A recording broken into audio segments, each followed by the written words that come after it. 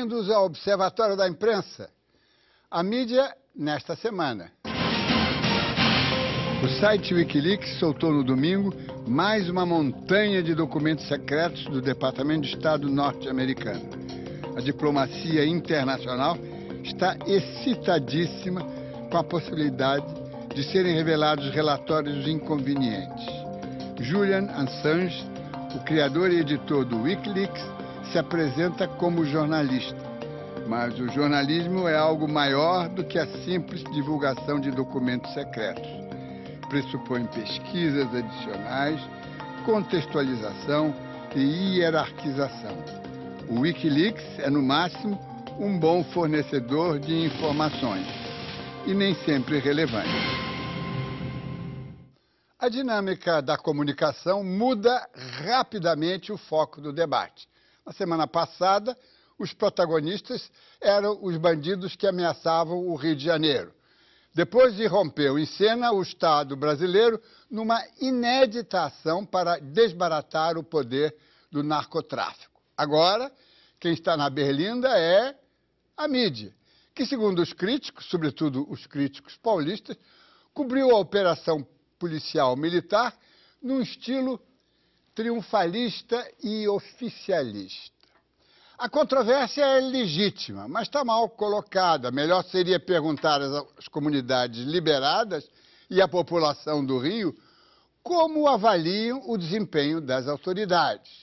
Se a resposta for positiva e se a população mostrar-se aliviada, e todos os indícios apontam nesta direção, o triunfalismo da mídia seria apenas um reflexo do estado de espírito daqueles a quem é dirigido o noticiário. Convém não esquecer que o Estado brasileiro vem sendo derrotado consecutivamente há pelo menos 3 décadas pelas facções criminosas e no momento que se dá uma espetacular reversão, é natural que o cidadão e aqueles que o servem no campo informativo comemorem. Todos sabem que as vitórias dos últimos dias na Vila Cruzeiro e no Complexo do Alemão não são definitivas. A reversão apenas começou.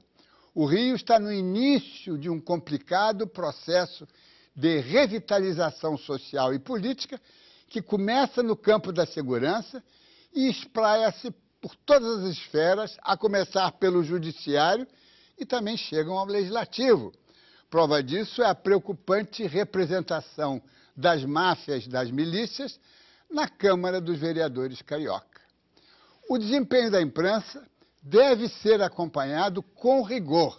Este observatório é pioneiro nesta proposta, mas o espírito crítico deve manifestar-se ampla e constantemente, livre de qualquer sentimento bairrista.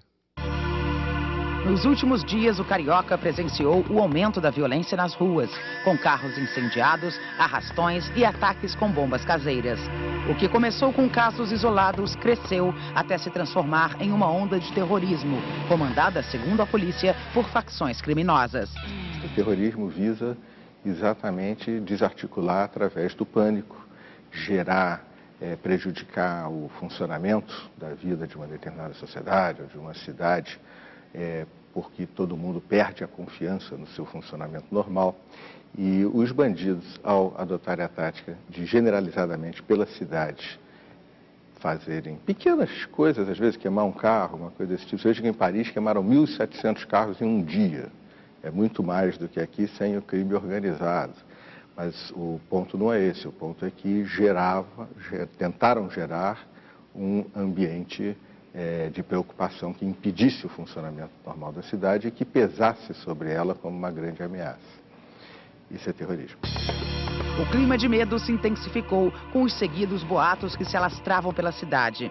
Neste caso, as redes sociais foram as responsáveis pelo problema, que foi diagnosticado pela mídia. Desde a quarta-feira, dia 24, quando começaram os ataques mais intensos e começou nas mídias sociais um movimento no sentido de espalhar informações algumas verdadeiras, outras não, o Extra sentiu que tinha que começar a filtrar isso, né? Prestar um serviço à população, que é uma função da imprensa também, de o que é verdade e o que não é. Nesses momentos de crise, a gente sabe que as pessoas seguiam tanto pelo que está saindo nos jornais, nos sites, na TV, quanto também pelo que está sendo dito na rua, pelos colegas de trabalho, né? Então a gente sentiu que tinha que orientar a população nesse sentido. Fomos para o Twitter, começamos a criar uma campanha no Twitter de é verdade, é boato, e começamos a filtrar as informações. É verdade, Araldo, que uma van foi incendiada agora nessa tarde no viaduto de Benfica. Tá? Os bombeiros foram para o local e conseguiram controlar as chamas, mas o veículo, infelizmente, já estava parcialmente destruído. É boato, não houve arrastões em Jacarepaguá e Taquara, conforme chegou a ser ventilado. Nós conversamos com o 18º Batalhão e eles pediram para tranquilizar os moradores da região, dizendo que não houve nenhum arrastão registrado ali pela polícia. Ronaldão? Para não criar uma situação de alarmismo, o ideal é sempre checar as informações, dar as informações com coerência, com cuidado, nunca criar aquela onda de pânico, simplesmente noticiar o fato, dar a informação de forma mais imparcial possível, mais completa possível e com o maior número de fontes. A gente ouve não só a versão oficial da polícia, a gente ouve os ouvintes, tem uma participação muito forte, então a gente dá quem está vendo e quem está responsável por aquela ação diretamente pelo combate a essa ação, no caso das ações criminosas. As forças de segurança se uniram e, com a ajuda de blindados da Marinha, decidiram dar uma resposta ao tráfico. De início, a imprensa tratou o fato com um grande sensacionalismo. Com a entrada das Forças Armadas na guerra aos traficantes, a mídia passou a fazer campanha pela ocupação dos morros. Na tomada da Vila Cruzeiro, as televisões suspenderam a programação local e fizeram a cobertura ao vivo, mostrando os principais passos da polícia e dos marginais. As imagens da fuga em massa impressionaram os telespectadores. A cobertura online e completa da mídia, de helicóptero, de todos os lugares, é de novo uma área cinzenta em qualquer conflito de guerra. De um lado, ela atrapalha as operações das forças de autoridade, porque revela o que está acontecendo. Todo mundo vê, o público e também os bandidos. De outro lado, ela, de um certo modo, assegura que as regras da batalha sejam respeitadas. Em conflitos internacionais, muitas vezes é fundamental para evitar que crimes de guerra sejam cometidos. Não foi o caso aqui no Rio de Janeiro. Então, há um ponto de equilíbrio e, de novo, autoridades e mídia têm que trabalhar profissionalmente num senso de responsabilidade que não tem uma cartilha, mas sim determinados princípios. No dia seguinte, o espaço aéreo ficou restrito aos policiais e a ação se concentrou na entrada do Complexo do Alemão. Jornalistas e policiais se aglomeravam nas vielas da favela durante o cerco e nas trocas de tiros.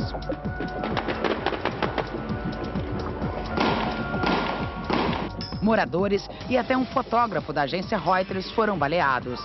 A imprensa estrangeira cobriu diariamente a Guerra do Rio e abriu amplo espaço em edições online e impressas.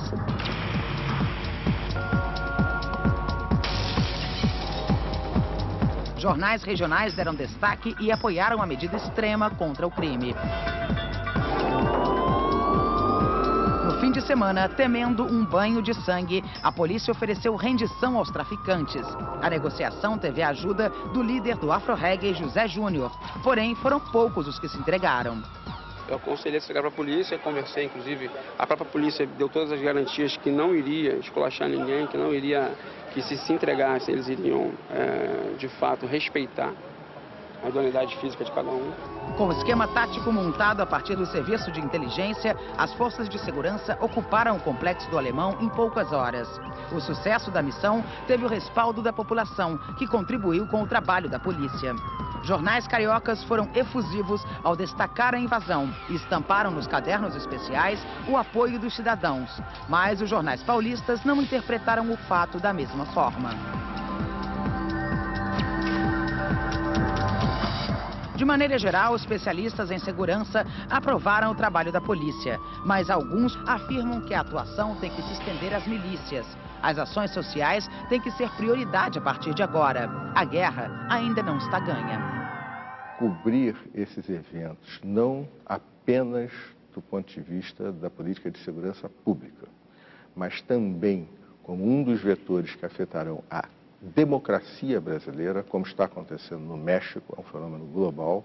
Eu acho que é algo que a mídia doravante devia se preocupar. Não se trata apenas de um lado setorial da vida social brasileira, a questão de segurança. Trata-se de algo que afeta a construção democrática.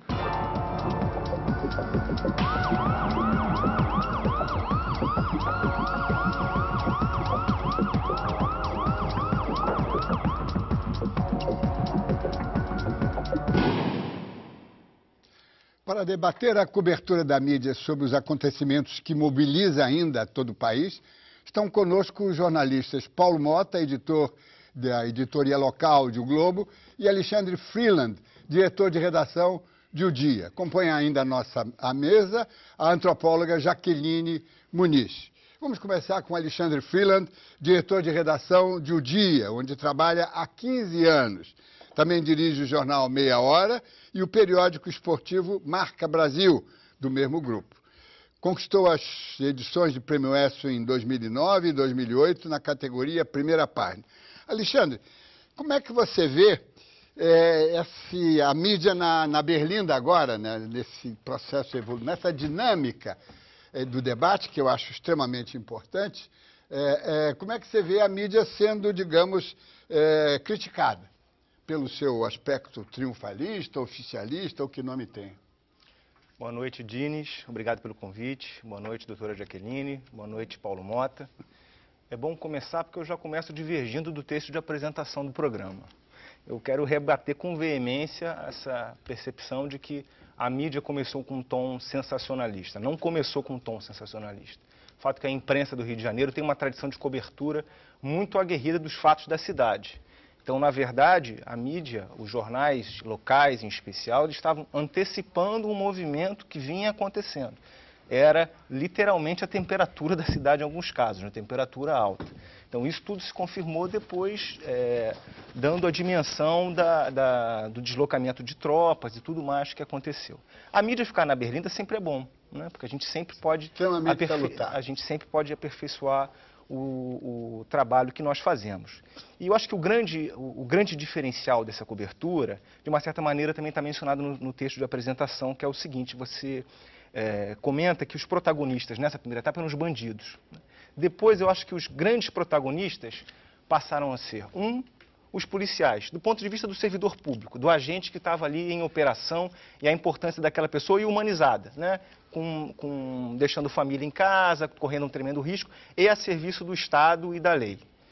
E o outro ponto, e esse é realmente o grande protagonista, o cidadão, né? Por uma mudança de postura, por uma postura de colaboração com a autoridade, por romper, entre aspas, um acordo tácito, que na verdade era desdobramento dessa ditadura que se via nas favelas. Então, todo esse novo protagonismo foi muito interessante. E esse uso da mídia social é definitivo. Em relação ao boato, queria só fazer um comentário. Muitas vezes o boato não é maldoso, ele é decorrente da sensação de insegurança que a gente vive na cidade. Quantas vezes chega na redação, tiroteio no túnel tal? Na verdade é só uma questão do escapamento de um carro. Eu mesmo recebi o telefonema na quarta-feira, no início dos acontecimentos, com a seguinte informação: está pegando fogo num carro no Flamengo. Estava pegando fogo num carro no Flamengo. E não tinha nada a ver com ataque, né? Era simplesmente um problema daquele motorista que vai ter que se ver com o seguro ou comprar um outro carro. Então eu acho que o saldo é muito positivo. Esse movimento todo é um marco não só na questão da segurança pública, mas também na forma como se cobre segurança pública no Rio de Janeiro.